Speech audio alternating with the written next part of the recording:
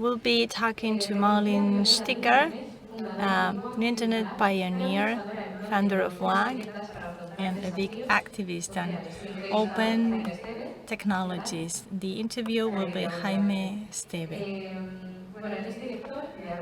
He's the director of Agora News, a leading streaming platform in Spain. We'll be talking about the defense or the advocacy of internet as a public space and common good. Marleen Stikker es fundadora y directora ejecutiva de Waag FutureLab, empresa social que pone el foco en el uso crítico y consciente de la tecnología con código abierto. Waag FutureLab realiza desde sesiones de co-creación y programas educativos hasta el desarrollo de herramientas y hardware. Stikker es una reconocida pionera de Internet. En 1993 creó The Digitale Stad, la ciudad digital, la primera comunidad virtual de acceso libre y público a Internet en Amsterdam. Además, es miembro del Comité de Expertos para la Innovación de las Ciudades en la Comisión Europea del Programa Horizonte Europa y de la Academia para la Tecnología e Innovación de Holanda, donde muestra su influencia y compromiso con el avance de las sociedades hacia el futuro más equitativo y sostenible.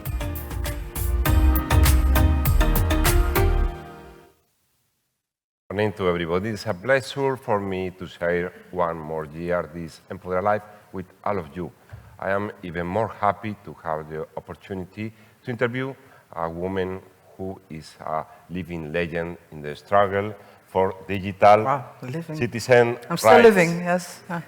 Thanks for being here, Marleen. But before of start this interview, I have one question for all of you in this room.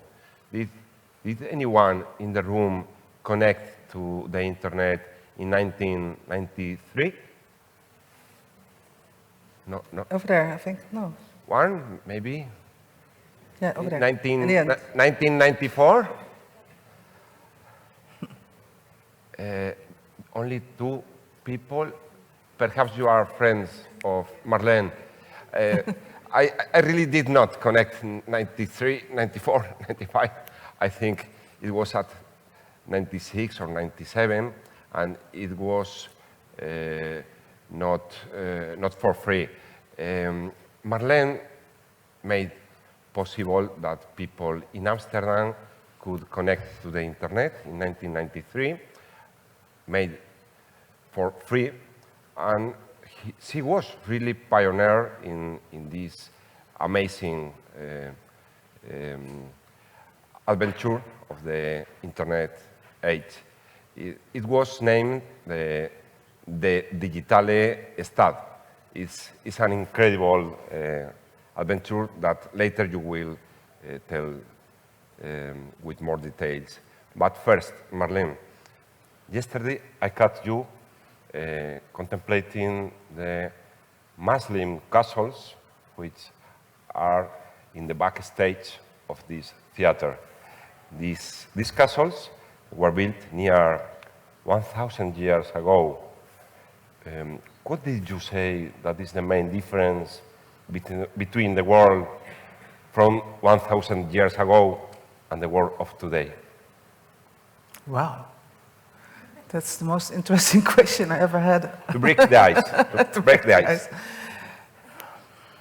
1,000 years. This is if you would ask me what will happen in the future in 1,000 years, I would not know as well. Mm-hmm. A question as you, like philosopher. As a philosopher, okay. Yeah, I know, you studied. Well, I think what we're talking here about civic society and citizens and democracies and structures that we were struggling with our democracies and keeping them alive in many of our countries at the moment, especially also in the Netherlands, actually. We also are facing non-democratic politicians. So I think it's that what we now take for granted as that we are active individuals having a say about our futures, involved in politics. I don't think you can say that about 1,000 years ago. Maybe that's my easiest answer to it. But maybe if you take that kind of big, like large thinking about time, we think I think some people said that we take it for granted. A lot of things we take for granted, that it's there and that we achieve this and that it will stay there forever. But these are still things under threat. So there is a feudal, the way that we now experience the internet as colonialism, well, colonialism is back, but in a different way. So a lot of the things that we thought we would get rid of or still have struggling to decolonize our world, we are actually recolonizing our world. So we're in this strange position at the moment that we can both be very fatalist, like, oh my God, everything, can we still act? Are we still able to change our futures? Or are we still kicking and alive and thinking, yes, we can? Okay. Yes, we can is I think an American, anyway, yeah. Both you and me are philosophy lovers. We admire some philosophers like Spinoza, we talked today and yesterday. I know you studied philosophy in Antwerpen, and later you decided to become a social entrepreneur. You built the Waag FutureLab. You made reality the Digitale Stad. You made all of these challenges near 30 years ago. It's incredible to meet you personally, because you are one of those people who are 10 steps ahead of the rest of us. So I will ask you, how did evolve your challenges from 30 years ago until now, 3 decades? Well, I'm not sure if I'm 10 steps ahead of all of you. I think most of the people here in this room and over the years who were coming together at Emprendedor Live are all people that understand what's at stake and actually are very actively researching what's at stake and acting upon it. But of course, maybe to go back to this 30 years, we have our 30th anniversary this year for Waag FutureLab. We founded it in December 1994, but also of the Digital City, which we founded in 93, but it opened its doors in early 94. So it's it's very strange to have this sort of time stretch of 30 years being actively involved in the internet. And I think, yes, I think in the early times, I was working together with people like Rob Gongrijp from Hectic and Philippe Rodriguez. Part of, I think Rob's still very active also in the Chaos Computer Conferencing Club in Berlin. He's part of the Berlin scene at the moment. So this movement was there for a few years. Social movements that were engaged in computer networks were there in the 80s. So there's a lot of history there. Was people that were very, very aware that technology can do both. It can democratize, it can give access for people, it has these beautiful opportunities, but it's also in the hands of the wrong people. It's oppression. Technology is power. It's a power infrastructure. So it depends on your view and on your ideas and your ideology and your concerns, if it's going, which direction it goes. So this for me, and maybe that's also the philosophy part of it, is if you are interested in the underlying principles, if you are interested in understanding how something works.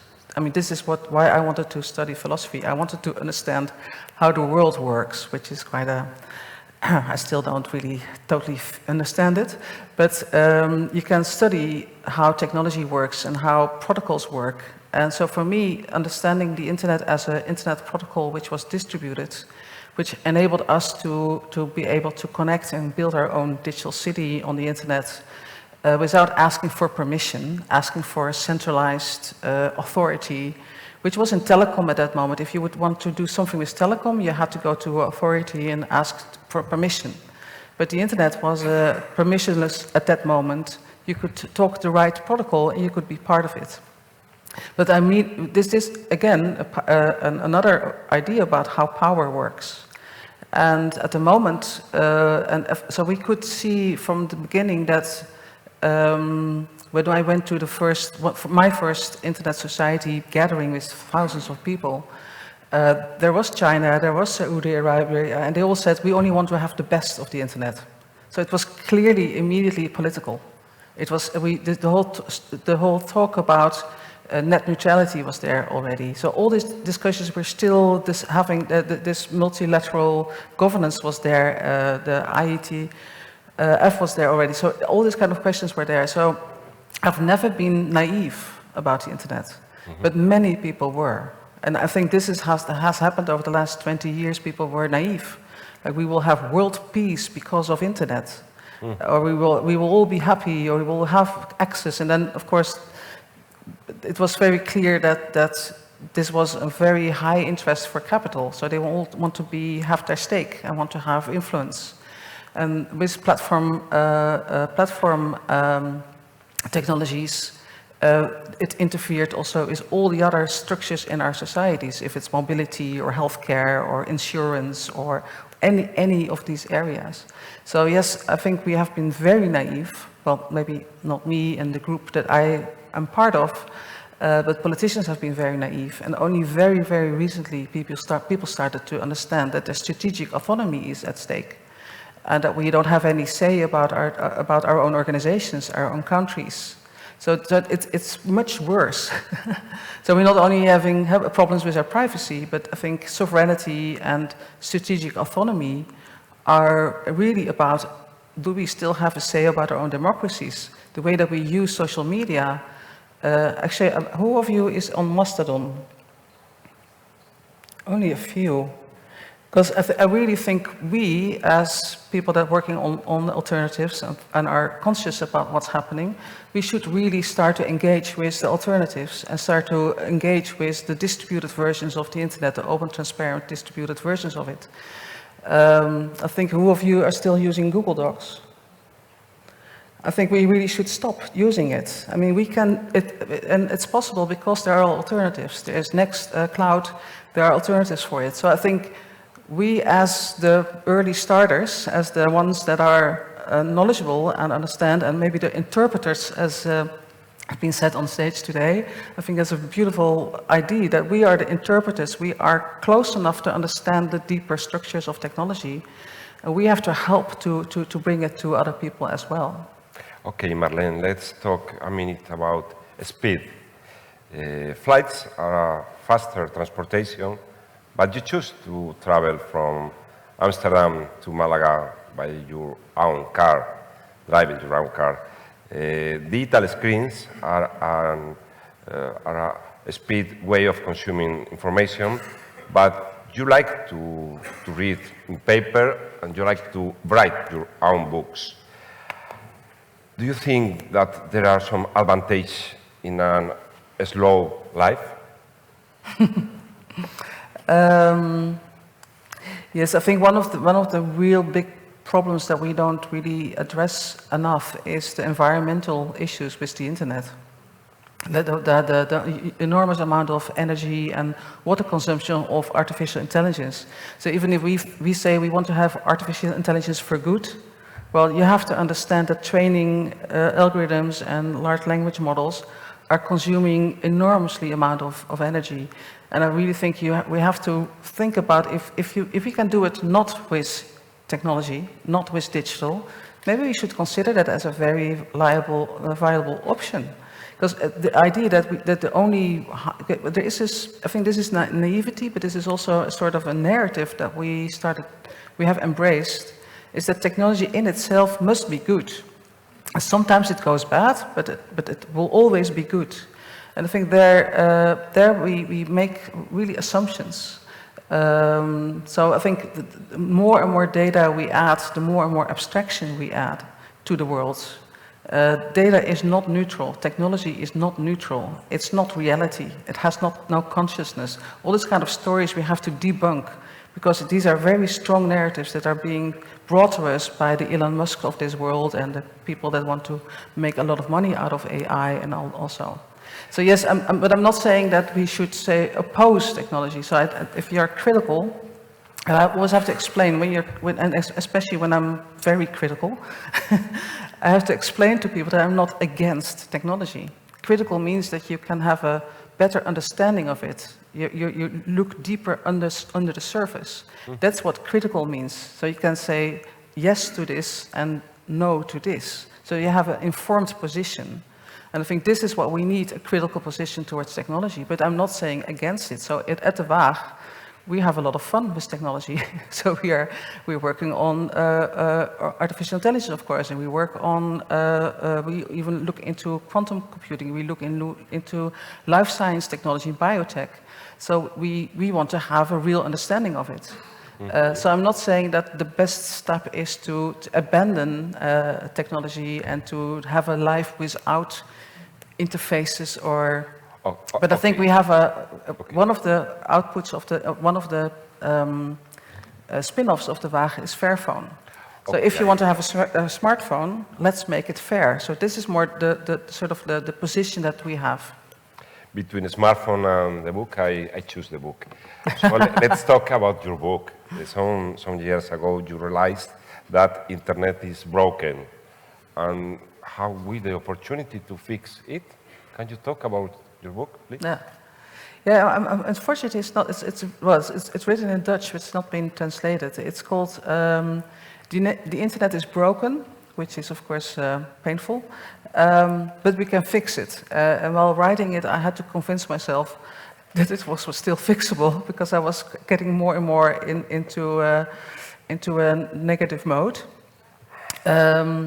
Yes, so what I did was to go back to this what happened in the 80s and the early 90s to understand the internet as a commons, as a shared resource with a type of governance which was there to optimize the network and not to optimize for shareholders' value. I think this sort of was the basic starting point. Of course, there was also a military ARPANET interest, but there was a lot of social movements that built the early beginnings of the internet and scientists that started to do this.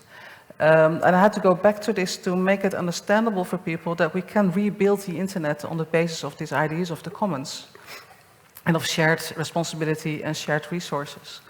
But then, of course, I also had to explain what's wrong. And I think we already mentioned many of the things that went wrong during this one and a half days. But the last part is how to fix it. And I wrote it in 2019, and this was, you could already see that the European Union started to make some of these laws, so took back control, which was, of course, a very good step with the GDPR. And only last few years, we have seen, as have been referred to, the Digital Service Act, the Digital Market Act, the AI Act, and there are many others which are there in preparation. And I think only 6 days ago, the Digital Service Act is already working, and now the European Union is investigating Meta. So of course, you can have a law, but you still have to, of course, start to prosecute and start to act upon it. So so this is one part. If we want to fix the internet, we have to have democratic control over the internet. We have to put this kind of boundaries in place. And until the AI Act, you could see that many of the laws are based on consumer rights, which is okay, but I think we're dealing with much fundamental questions, more fundamental, which is human rights. So only in the AI Act, we saw for the first time that they refer to human rights as a section of law, which makes a big difference, because if you only see the internet as a consumer environment, you will do a little bit on the side to control a little bit the market, but you still keep the market as the fundamental driver of technology and the internet. So that's the second part, what I had to, and this is something that we as the Waag are doing at the moment. You can study and understand technology, but you also have to study and understand capital and how shareholder value companies work and how this big tech work.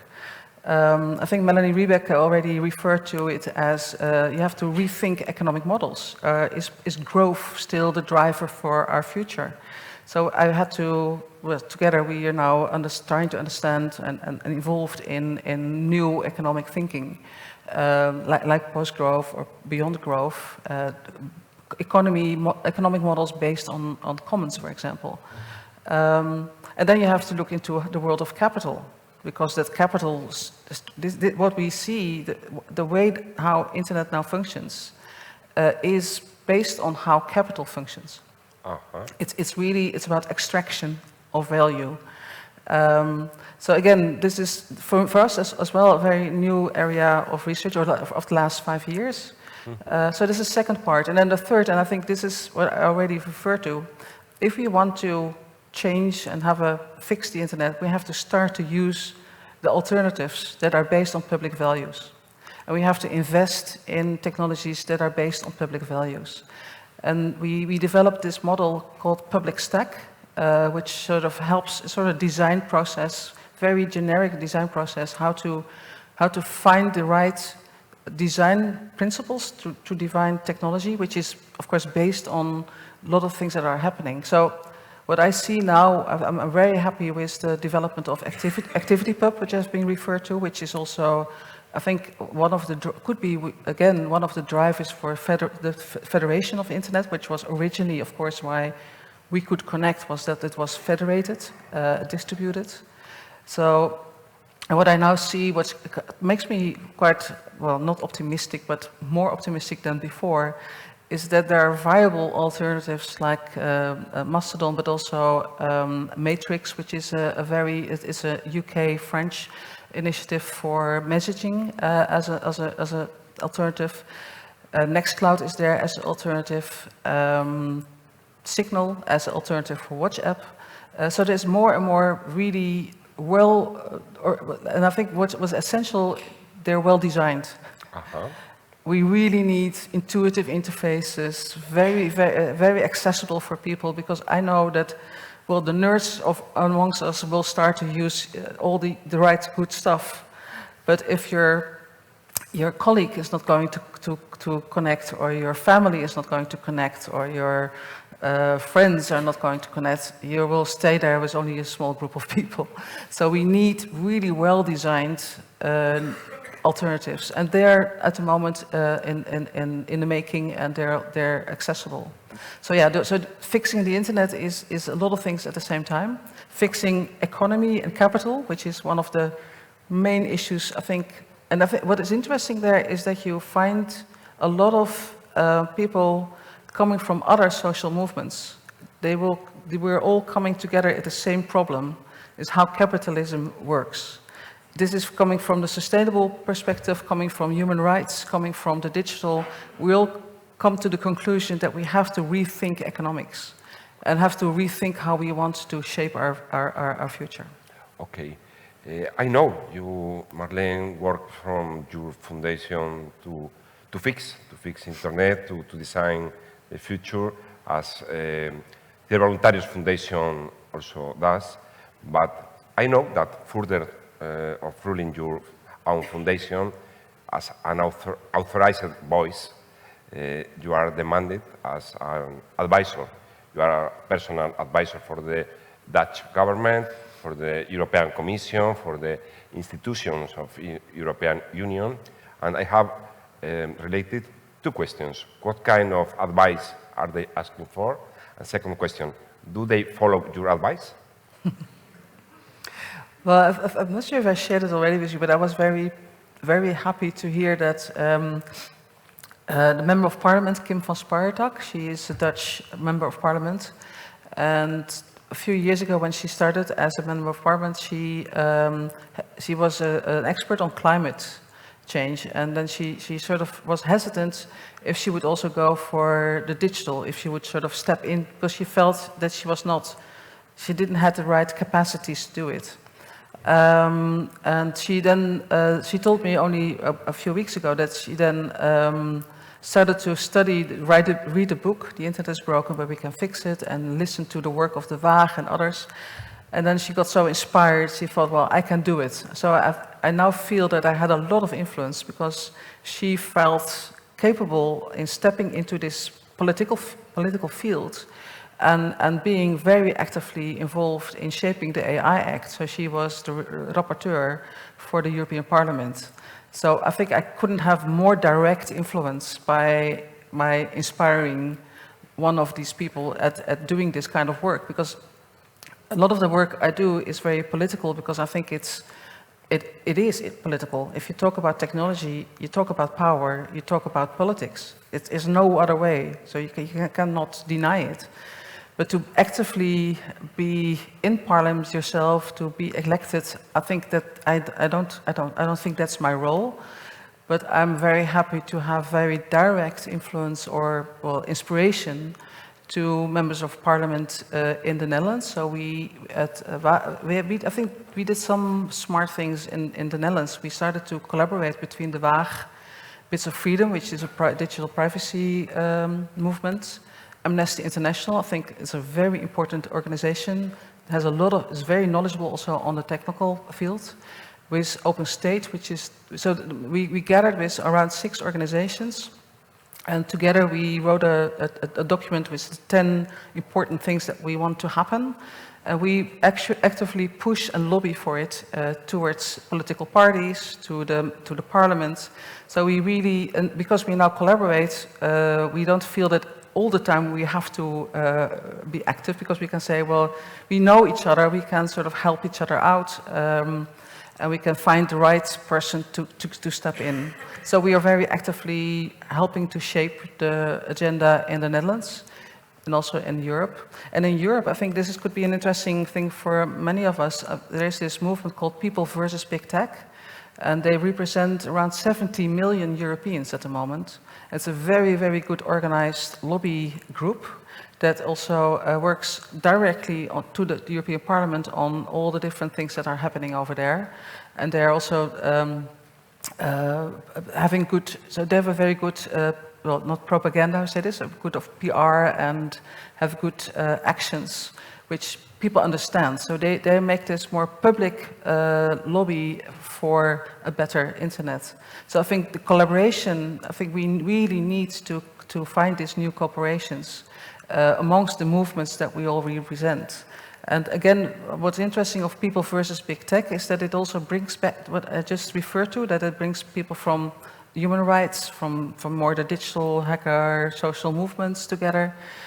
People coming from a climate perspective, because they are very aware that technology consumes so much energy and is actually at the moment a problem for our climate at the moment. So yes, I think that kind of movements can really be very happy. And I just realized that we also have to act together on the UN level. So let's bring these kind of forces together, and it helps all of us, because I think it must be for me, but must for any of us here in the room. If you talk about the future of the internet or the future of, well, any, like the planet, it's so immense, complex. There's so many things happening at the same time. So it's really, you can be really relieved that you find other people that can also take up part of it and find new connections. I think helps us to be more optimistic about what we can achieve. As you know, Marleen, in 2 weeks, all week have, or most of we have the elections to European Parliament. Which are your forecast and concernings? Well, yeah, I think we all feel concerned because of this. If you look at the time where we're in, there's a lot of conflict. There's wars. And these wars have effect also on how people are polarizing in positions. And so I think this is something that is threatening our ability to empathize. I think this is I think this whole idea that we can think beyond our own interest and feel empathy for other people is definitely not the way that politics at the moment works. Politics tries to put oppositions and to make these oppositions bigger. So that could help, and of course in Europe we have the tendency to be more conservative, to have more nationalism inside of the process. So yes, I think we cannot be sure that the European Parliament will function the way it functioned before. So there we have a big challenge. If it's about technology, I think it has been said before, but yes, be aware, try to find the people in your own country that are technology savvy and are aware of what's at stake, and try to push them and help them to be visible, because also in their own political parties, people with a technology-savvy agenda not always on the top of their list. So sometimes they're on position 4 or 5, or so identify these people, start to help them to promote their position, because we need this kind of people in parliament. The people like Kim van Spartak. So any Dutch people in the room, vote for her, but find your own. I think this could help them a lot and make them visible, and be more active in understanding that they also need us. This is what Kim told me. I can't really. If I'm acting in Parliament, in the European Parliament, I need civic society, and I've been. If you look at the lobby of big tech, how many people are there to lobby them and to lobby all of this Parliament? And then if you look how many people from civic society are there, it's no comparison. So we really have to be more actively involved, because I really believe also that we can, as actors and makers and, well, sometimes activists or entrepreneurs, having this civic society at the center of our interest, doesn't mean that we should not also have this political responsibility. So I try to do this both, to be both very involved in helping them out, and also feel that I also have to act, because we have to make the alternatives. So we have to educate people, and we have to organize the events to open up this discussion in our societies. So this is the real work that we do on a daily basis. But we have to help the politicians, because if they are not doing the right thing, it will go worse. It's amazing, Marleen, but the time flies with you, and we only have a few minutes left. If anyone in the room has any question, please lift your hands, but not yet. First, I need to tell you 3 concepts, and you can answer what you want. First concept, trust. Great. Okay. No, well, trust. I mean, it's. Do you want? What do you have to elaborate on it, or just say yes or no? So important is trust for you. So you can answer what you want. Citizen trust, digital trust, fake news. It has been, the problem is that the trust has been used in so many ways. I think for me, I've been very worried about the whole blockchain story about trust and distrust of governments, but then trust in big tech. I think trust is a complicated story in tech, because it's very strange that for example, an example with the European, there's this idea about the digital currency, the European digital currency, and that has been attacked by right-wing, because they say you can't trust the government with your money, but we do trust banks with our money. So this idea about trust is sometimes it's being misused many times. So I'm in a position that I'm not distrusting. I don't trust just on the blue eyes of anybody, but I do think we can, if we say we put the right design principles in place, like privacy by design and all those kind of things, then you could come close to something that you can trust. But I think, well, there are some hackers here in the room. Never trust technology. I would not say that that you can trust it as such. Absolutely interesting. Let's go with the first question from the public. Lift your hands, please. That way. Second concept, digital citizen sovereignty. Okay. Digital sovereignty. Digital sovereignty. I think the term sovereignty is very, very, I've used it in my book also, because I realized that the term privacy was not really doing the work, because people said, well, I'm sharing everything, but then I think the idea of sovereignty is much more stronger, because it's not just our privacy that's at stake, it's also, are we still acting upon something that are our beliefs, or are we being influenced by like dark patterns and misinformation and disinformation? So sovereignty, I think, is a much stronger term, and I realize it is being used a lot, of course, in the European context.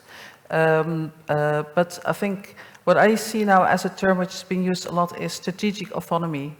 That activates also politicians, because strategic autonomy means, are we still, do we still know how our harbor works? What is the technology in our telecom?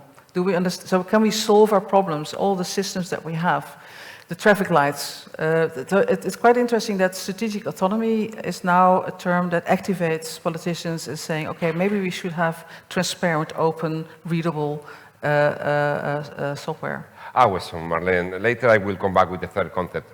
Please, your question. Yeah, thank you, Marleen. Maybe you remember back in the days when AOL came to IRC and suddenly IRC became something else. Recently, Meta started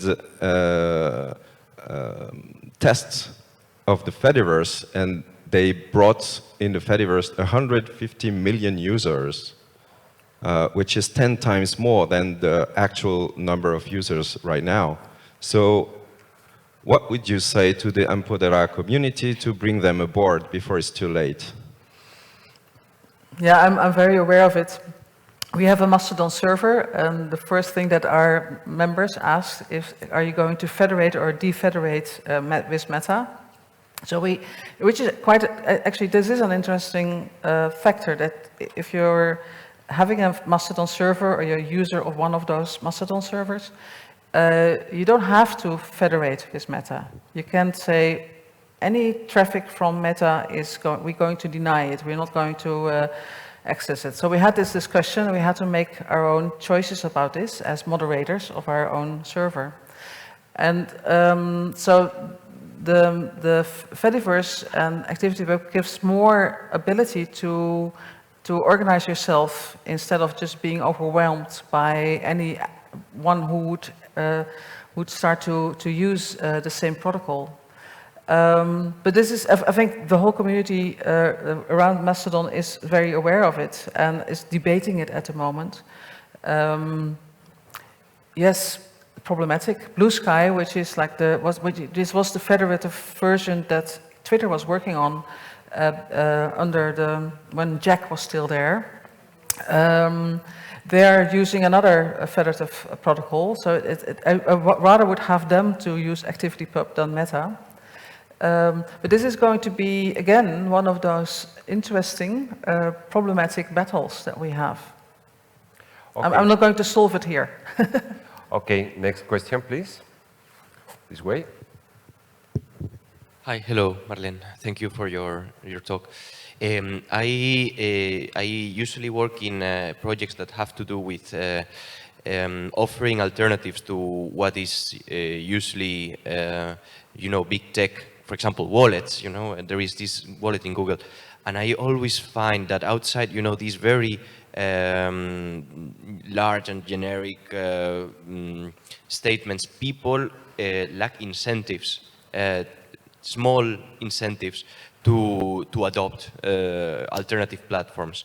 At the same time, I wonder how can we offer more incentives and rewards than big tech, who are specialists in that. And sometimes I also wonder, well, is only through the incentives that we should go, or we should even maybe regulate some of the corporations that perhaps are mismatching data?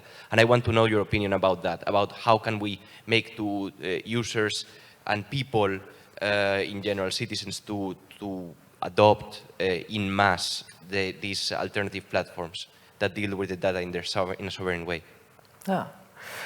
Yeah, I think we, I'm also a professor of practice at the Applied University of Amsterdam, and I, on the whole topic for the whole Applied University on the digital, public values in the digital. So I had to figure out what are they using?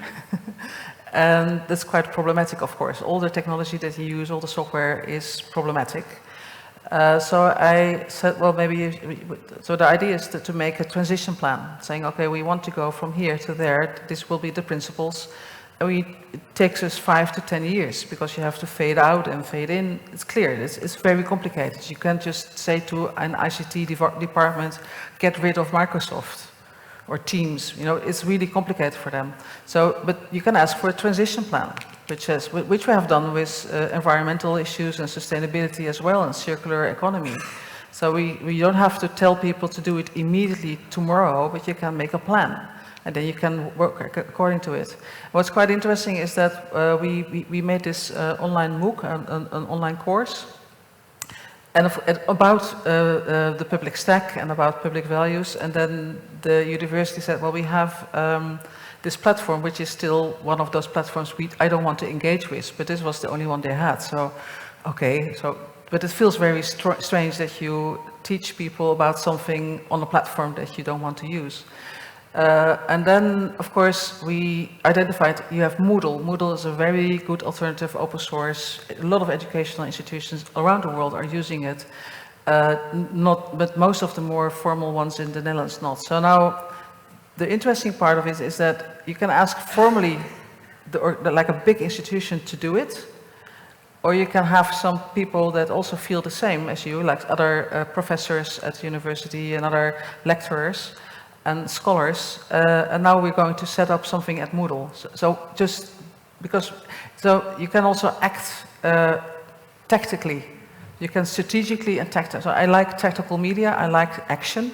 So you can already start something new aside instead of so I think both strategies could work. To already start to have a presence. For example, a lot of cultural institutions, a lot of educational, like civic society, are all organized on Facebook, Instagram, TikTok. And of course you have an audience there. It's really complicated to leave your audience, to leave your followers, because this is your influence. Or a lot of people are still on Twitter, and this is my problem. So how do you change? It's not saying, okay, abandon everything at this moment. You build up a new presence. You start to build up a presence, and you start to take your followers and inform them and take them with you. So we, as Waag, will have a 4-year plan for Waag Social, our presence on the Fediverse. And we know it will take us a lot of time to get our followers from the other platforms with us. And we will also act still on the older the ones that we want to leave, because we think we have this position to inform people where they still are and take them with us over time.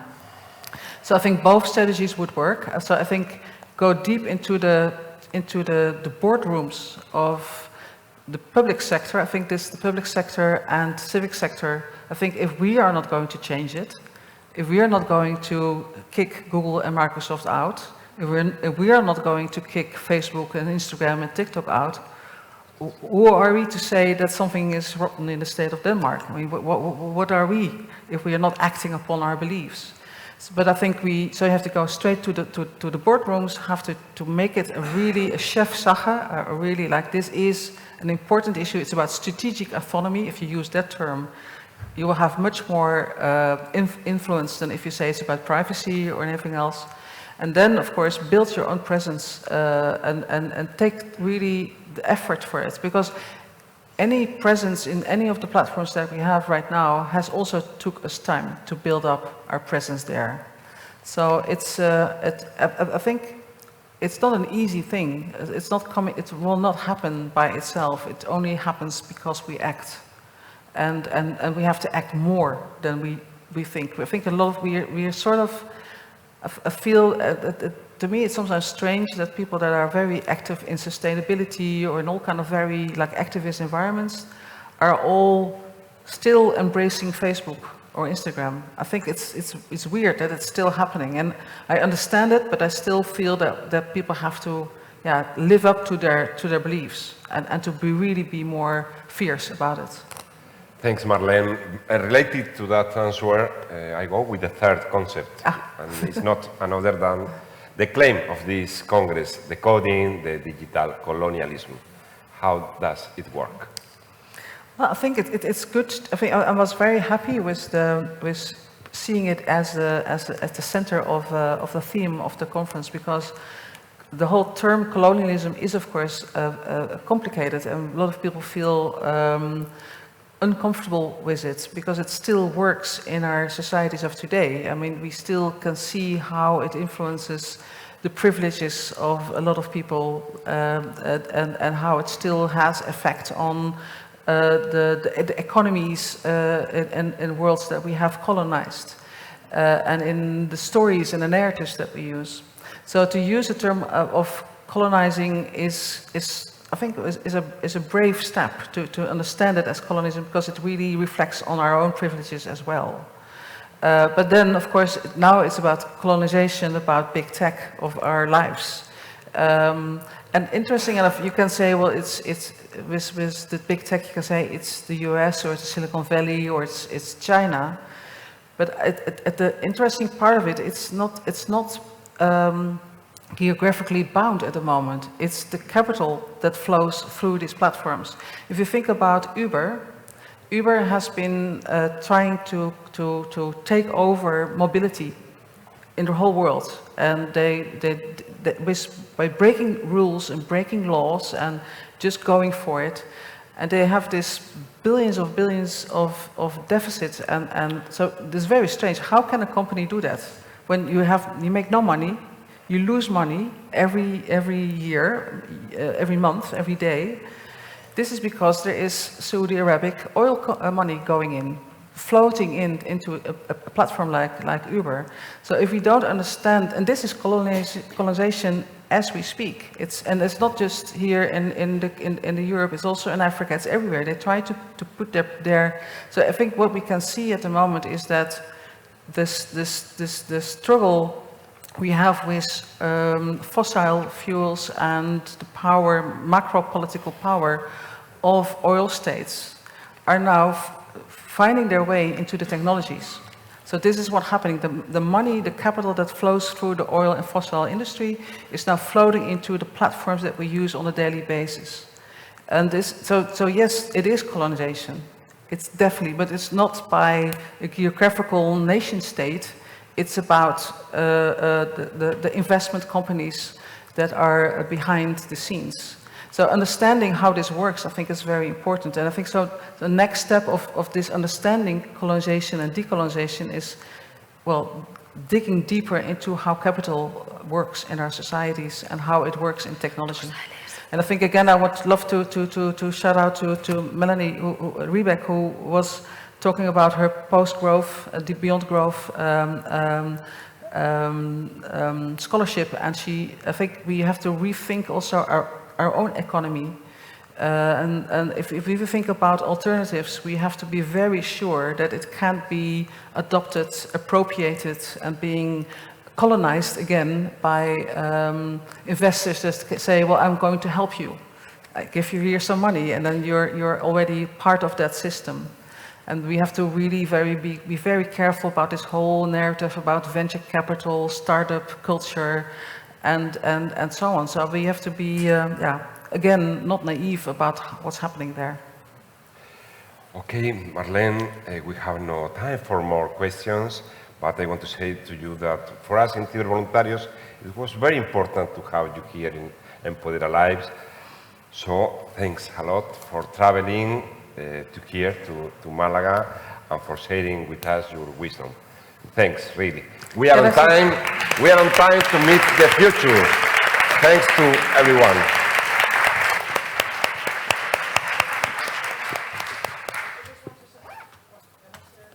Can I still leave it? I just want to say that because this is the final session on the couch, that I've really enjoyed this meeting, and it took 4 years for me to finally arrive. I'm very, very thankful for the invitation, and I'm very inspired by all of you. So I thank you for this, and it's deep in my heart. Thank you.